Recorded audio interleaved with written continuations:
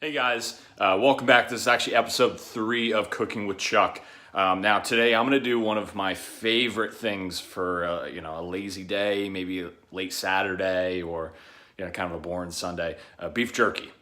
Yep, I'm going to teach you how to make beef jerky from step 1 all the way to dehydrating the meat. You don't need a dehydrator. That's the best part. The best part of this recipe is you just need an oven, which last time I checked, every single home has. So you're in luck. I'm going to walk you through step by step. I'm going to have a couple beers while doing it. But alrighty, first step is to pick the meat. Now this is a pretty important part. One second. Yep, so this is the most important part actually. I changed my mind. It was pretty important. Now it's most important. Mainly because the type of meat you choose, the fat content matters, the thickness of it matters, the tenderness matters, all that. So I like to use eye of round beef. It's like a roast. I'll show you some. A lot of people use it for like a beef roast or like a slow cooker. It usually comes in about 2 pounds. I asked the butcher to slice it very thin because I need 8-inch thickness or else the meat is just never going to dehydrate. It's going to take too long. So any butcher can shave it. Like I said, it usually comes in pretty big block for a roast. Any butcher can simply take that, shave it 1/8 inch. The most important thing here too is fat content. You want to pick a roast that has very, very, very little amount of fat because that fat does not dehydrate. So you're gonna get a really nice piece of beef jerky that has a little bit of kind of like gummy fat on the end. And that's gross, first off. It doesn't taste very good. And second, that'll make the meat turn and go bad. So we don't want that. So that's on the choice. And so next up is really just prepping and marinating it. It's gonna need a full 24-hour marinade. So I'll show you the marinade that I use. All right, so usually I make my own marinade. It's pretty simple. It's just Worcestershire sauce, soy sauce, salt, pepper, garlic powder, onion powder, maybe some smoked paprika for color and smoky flavor. But my partners and my buddies over at Cabela's, they actually sent this to me. This is their teriyaki jerky making kit. I highly recommend it. It comes everything from the actual marinade to the curing salt. So the curing salt is what's going to help dehydrate the meat even faster than a normal dehydrating process would. So this is awesome. I highly recommend it. I'm going to be showing everyone how to use this and giving you a product review on that. But thanks for a special shout out to my boys over at Cabela's and Bass Pro. Thanks for the hookup. Love the support.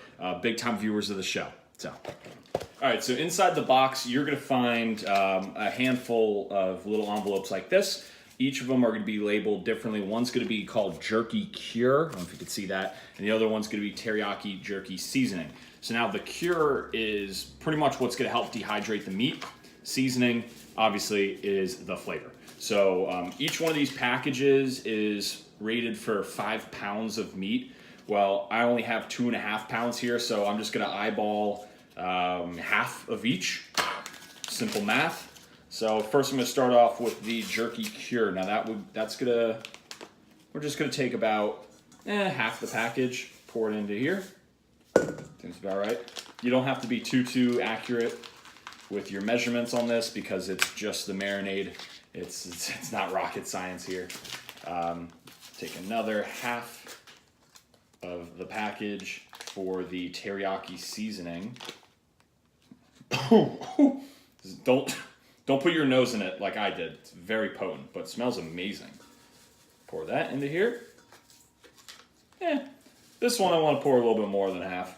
I just like my meat to be very flavored, my beef jerky. Once that's in there, it's going to look a little bit like that. We're going to want to add a little bit of water at a time and whisk. So I'm going to do about half a glass. This is probably 9 ounces of water. And I'm going to whisk. And I'm just going to combine. Let's see. I'll show you guys when I'm done. I'm just going to combine the water with the dry ingredients. And stay a little bit far back when you're whisking because those dry ingredients, they're potent. Make my nose itch, my eyes water. Because I decided to put my nose in powdered curing salts. Also, too, like, don't add too much water, because that'll just dilute the whole deal. In this case, less is more. Okay.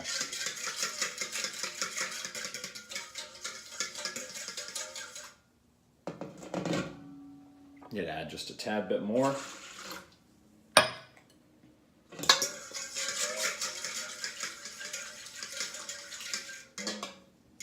Now, when you have a light, watery consistency, I'll show you guys.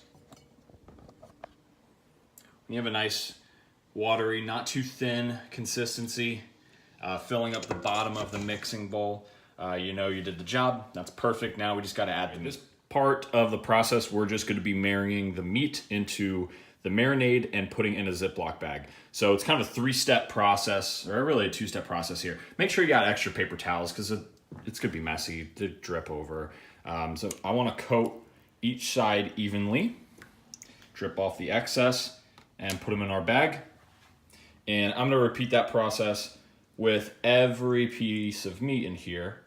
And the reason why I'm coating it is because I just want to make sure the meat evenly gets the seasoning and the marinade on it. I'm going to be pouring the leftover marinade into the Ziploc bag anyway, but you know, this is kind of what I do. I just want to make sure that all the meat is evenly marinated as well.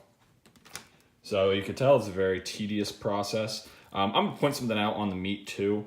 The butcher shaved it an 1/8 inch, which is perfect for what I need. Let me try to find you guys a nice piece. This is going to be perfect. It's going to be not too thin beef jerky, so it's going to have a little bit more tenderness.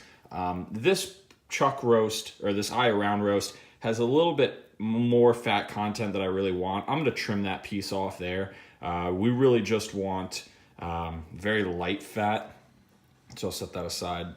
I'm trying to find you guys a good piece. And you don't have to use the entire roast too.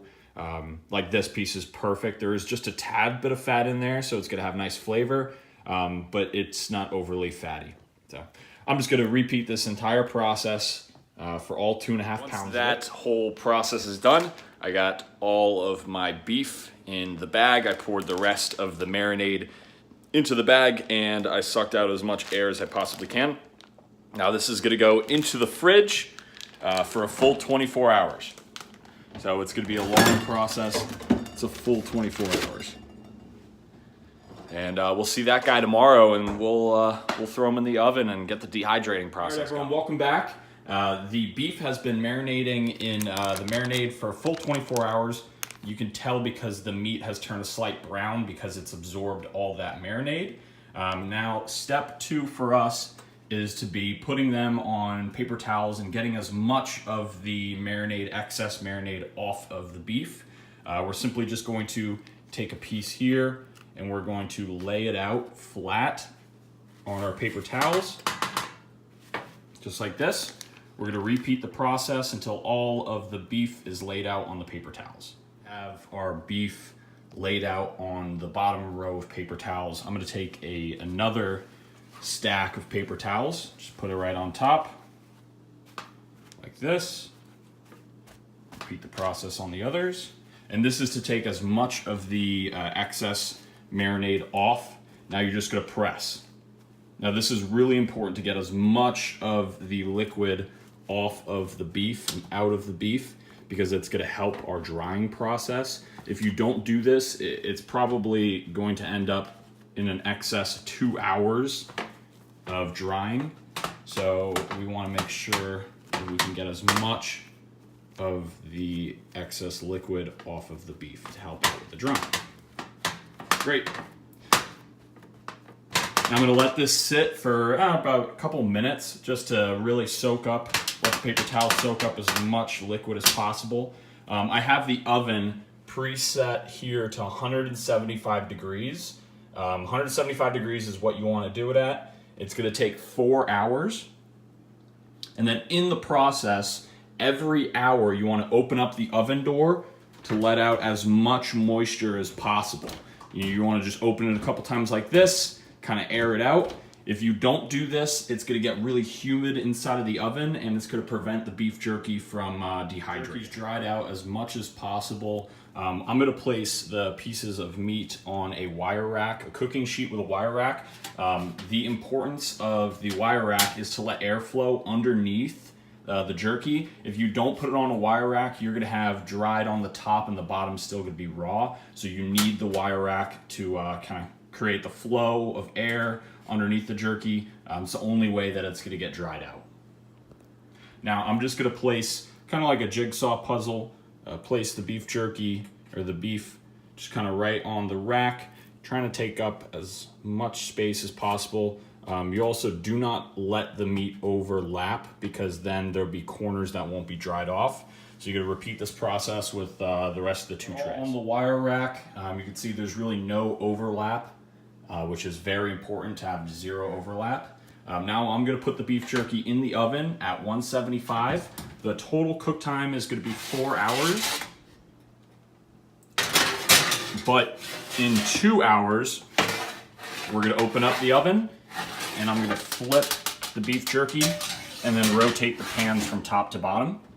But then remember, every hour, you got to open up the oven and kind of let it air out. So we'll see these guys in a couple. It's been 2 hours.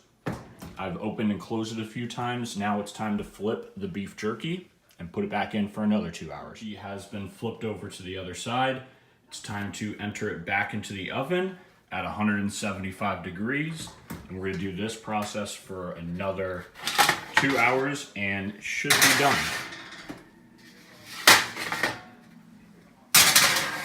Also, remember to open the oven and close the oven a couple times just to let the moisture. All right, after 4 hours of being in the oven at 175 degrees on the wire rack, the beef jerky is done. Now, you're gonna see it still looks a little moist just because of the extra oil that's glistening off of it. But once you rub that down, it's perfectly good to eat. I'm gonna let this cool off just a little bit, but you can see really the tenderness of it. See, boom, that's good beef jerky right there. I'll have to give it a good taste test.